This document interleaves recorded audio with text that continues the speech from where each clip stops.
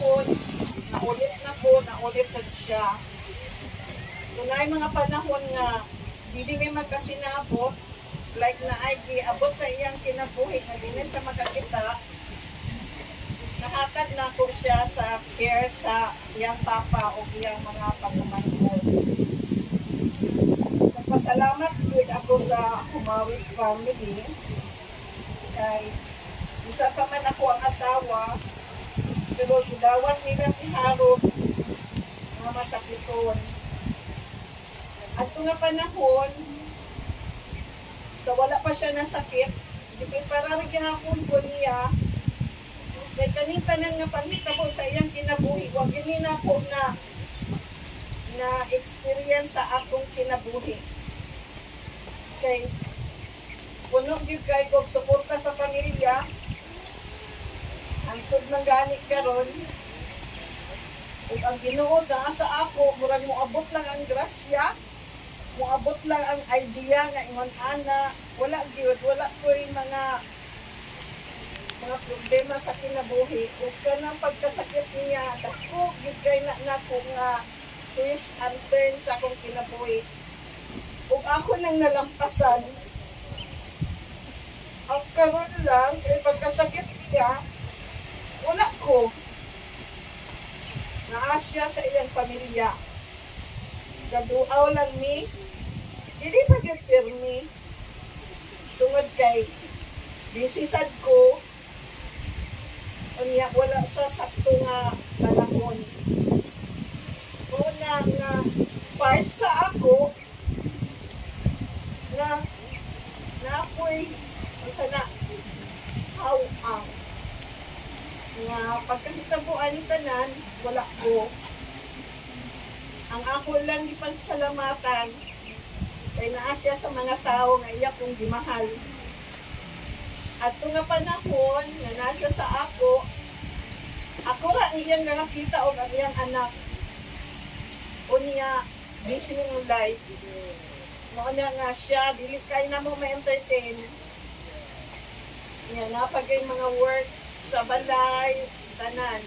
So, gamay ra ang panahon sa iya. Pero pag abot niya sa ilang balay,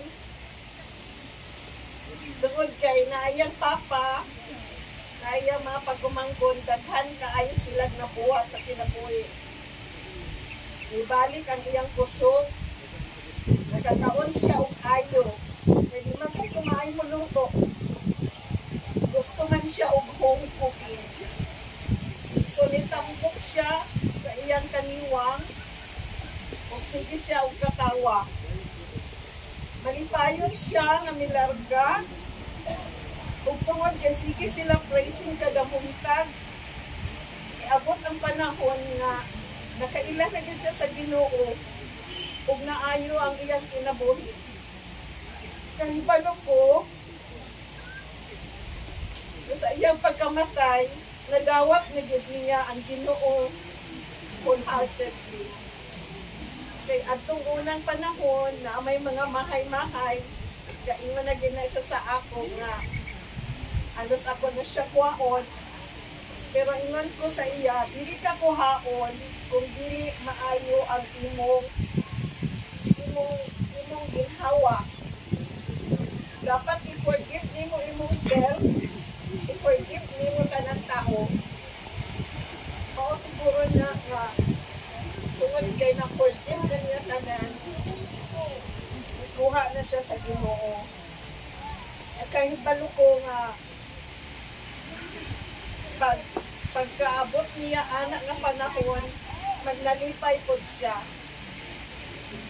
Ilarga siya nga walay gikamahayan.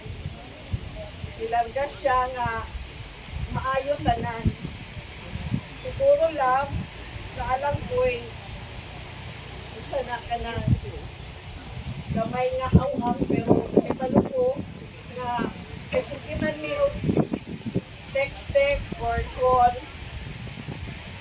kastorya ni bisag dili na kita, kabalo ko nga nakasabot sad siya sa akong tumong. Una nga maayong paglarga ron, kabalo siya nga ang iyang gusto nga, I will take care of this kuan, si Shane. Ako will take care. And then, if na ay time nga masik siya, siguro na feel niya nga murag mamatay na siya, kaya daghan man siya ang moments.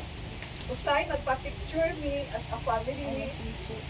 Anak lang, tawagon lang kanya, kaya magpa-picture mo. Usahay, tawagon lang ninyang duha, early morning, kay Shane, you take care of your mother, you go to school, be good student, anak.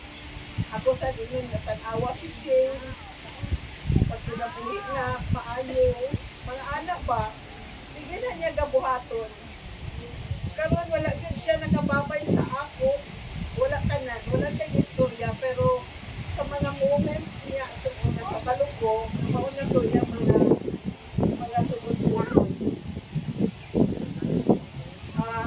Nag-promise ako sa inyo dati na hindi pa na ko yung mong anak.